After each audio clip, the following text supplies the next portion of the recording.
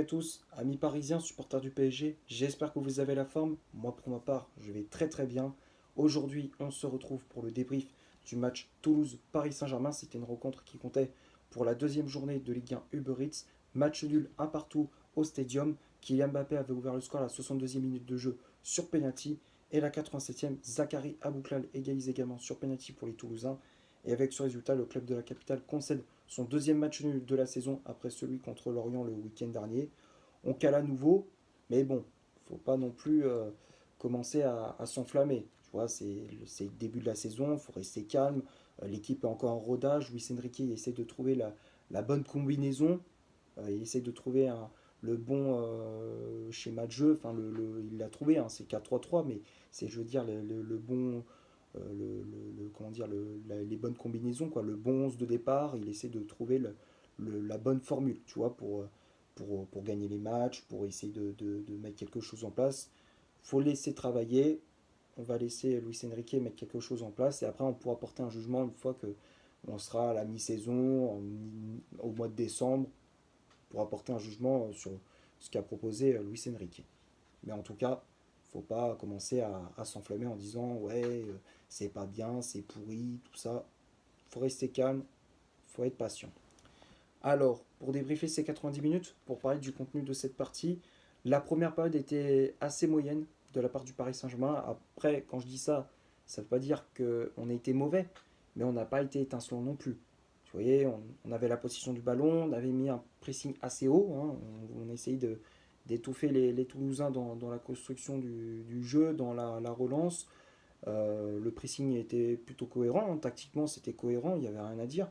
Mais dès qu'on avait la possession du ballon, bah, tu voyais qu'on était un peu en panne d'aspiration, on manquait de créativité, on manquait de vitesse, de percussion, d'intensité. Tu voyais que sur les côtés, ça manquait de vitesse, à part Hakimi et Hernandez qui essayaient d'apporter le surnom, mais c'est vrai que Lee Kan-in et Vitinha, c'était compliqué, quoi. Alors Vitinha, il n'a pas fait un mauvais match, hein, non plus Lee Kan-in, mais c'était pas non plus étincelant, tu vois. C'était un petit peu compliqué. Toulouse, de son côté, n'a pas eu grand-chose à faire. Alors, ils ont mis un pressing assez haut. Ils nous ont gênés aussi dans la construction du jeu.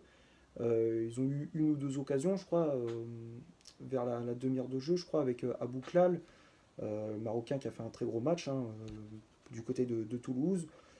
Mais bon, il n'y avait pas grand-chose à se mettre sous la dent dans cette première période. Il n'y avait pas grand-chose à se mettre sous la dent. Donc à la mi-temps, 0-0 entre les deux formations. Vers la 50e minute, Luis Enrique qui décide de faire un double changement avec les entrées en jeu de Kylian Mbappé qui faisait son retour dans le groupe parisien et Ousmane Dembélé. Et là, le match il a complètement changé. Tu voyais sur les côtés, il y avait de la vitesse, de la percussion. Comme on dit dans le milieu, ça casse des reins, hein. Dembélé qui a son côté, il cassait des reins avec ses dribbles, ses gestes techniques. C'était assez précis. Enfin, tu voyais que Dembélé, il a complètement changé le côté droit du Paris Saint-Germain, tout comme Kylian Mbappé à gauche. Et à force de pousser, on est récompensé de nos efforts avec le penalty de Mbappé qui avait provoqué quelques minutes avant. Donc à la 62e, l'attaquant français qui provoque un penalty, qui prend un contre-pied, reste le gardien de Toulouse. 1-0. Donc là, tu te dis Paris a fait plus dur. On va essayer de mettre ce deuxième. Malheureusement, on se tire une balle dans le pied avec le penalty d'Abouklal dans les dernières minutes. Faute un peu bête d'Achraf Hakimi. Pourtant, il faisait un bon match jusque-là. Et c'est cette faute qui nous saborte, quoi. Comment dire, on se tire une balle dans le pied avec la faute d'Hakimi sur Abouklal. Et donc, le penalty qui a été transformé par le Marocain prend un contre-pied Donnarumma. Un partout. C'est frustrant, on était à deux doigts de prendre les 3 points, mais ce n'est pas le cas. Ce n'est pas le cas. On espère lors du prochain match contre Lens, on va enfin lancer notre saison avec une victoire. On va passer maintenant à la composition d'équipe que Luis Enrique a mis en place pour ce match. Le 11 de départ, je te l'affiche juste ici. Donc c'était un 4-3-3 mis en place par l'entraîneur espagnol avec Gigio Donnarumma dans les cages. La charnière centrale, c'était Milan Skriniar associé à Marquinhos. Marquinhos qui a fait son retour dans le 11 de départ et qui a récupéré le brassard de capitaine. Les latéraux, Achraf Hakimi à droite, Lucas Hernandez à gauche.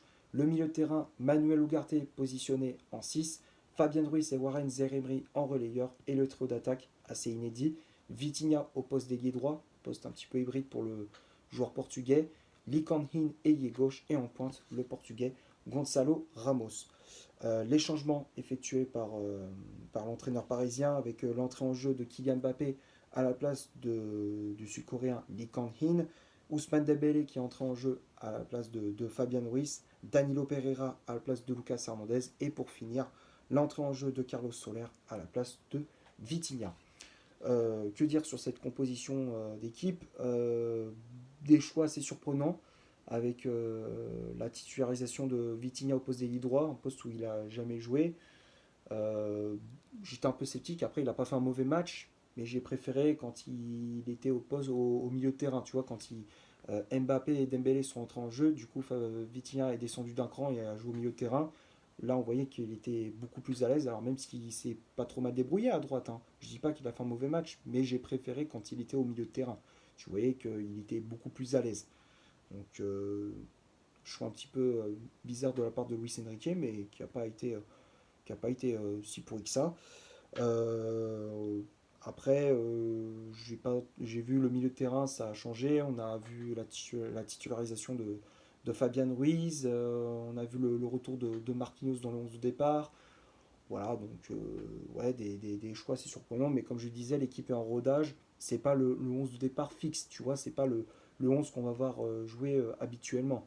Donc je pense que Luis Enrique, pour l'instant, il est en train de trouver le bon 11 de départ. Tu vois, il essaie de trouver le bon schéma tactique. On va parler des statistiques de cette rencontre. On va commencer par le Toulouse Football Club.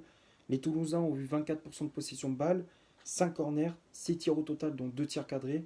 Un hors-jeu de signaler du côté du Paris Saint-Germain, 76% de possession de balle, 5 corners, 9 tirs au total, dont 3 tirs cadrés.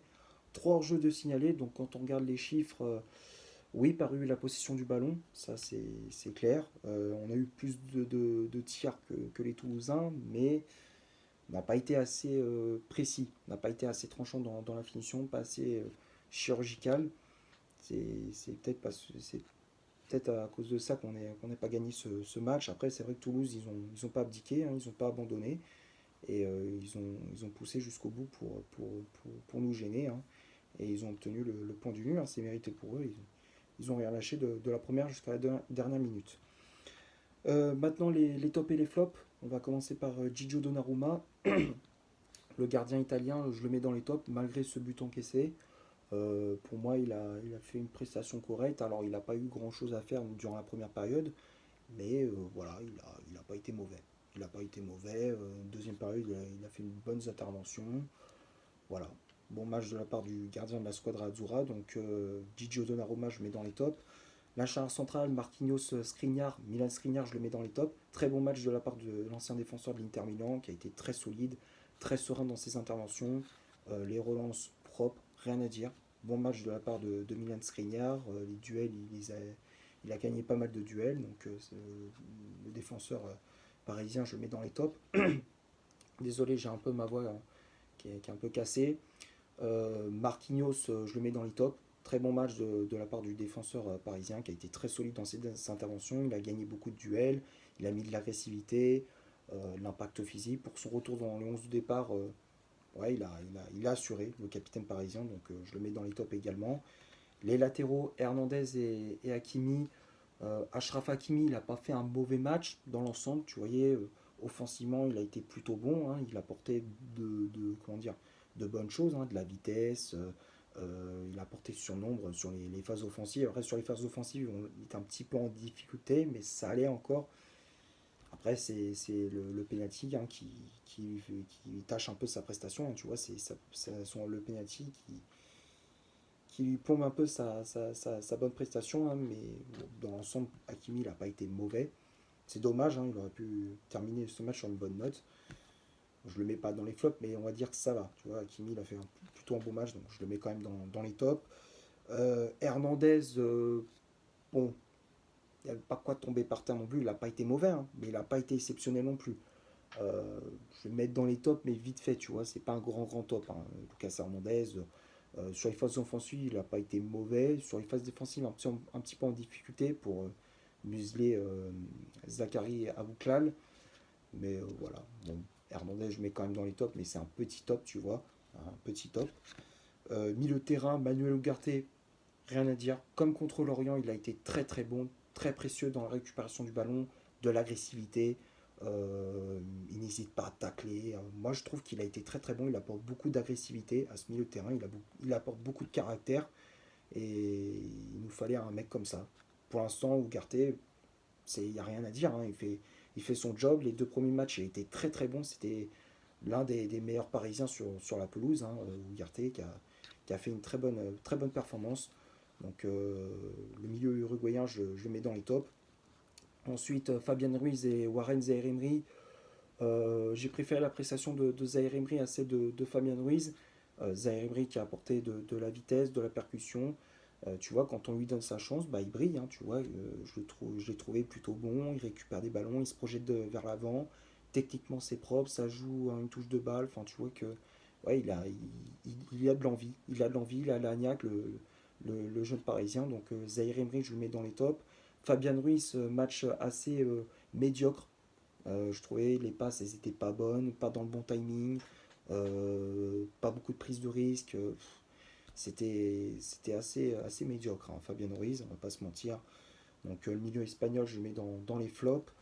Et très haut d'attaque, Vitinha, Gonzalo Ramos et Kangin Lin. Kangin Lin, bref, peu importe, tu m'as compris. Lee Kang-in, bah, je le mets dans les tops, mais c'est pas un gros top, tu vois.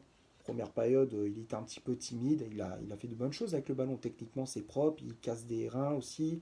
Il percute, il dribble. Il a fait de bonnes choses, mais bon, c'est pas le gros top non plus, tu vois. Donc je le mets dans les tops, mais c'est un petit top, hein, Lee Kang-in. Donc voilà, après Vitinha, bon, il n'a pas été mauvais, tu vois, sur le côté droit. Après, il a été beaucoup plus à l'aise au poste de milieu de terrain. Bon, il n'a pas été mauvais non plus, mais c'est un petit top, tu vois, il n'a pas été étincelant non plus. Et puis Gonzalo Ramos, bah, je le mets dans les flops. Match assez moyen de Gonzalo Ramos, qui a pas eu, c'est vrai qu'il n'a pas été servi dans de bonnes conditions, mais le peu de ballons qu'il avait, il aurait pu les négocier autrement, tu vois. Il a eu des occasions où il aurait pu les mettre au fond, il tire à côté, enfin, je voyais que Gonzalo Ramos, c'était pas petit top. Hein.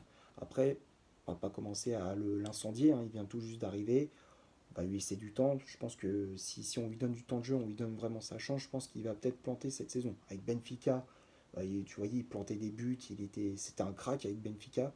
J'espère qu'avec Paris, ça va être la même chose. Et puis les remplaçants, Mbappé, Dembélé, Danilo et puis Carlos Soler, moi, je les mets dans les tops. Hein.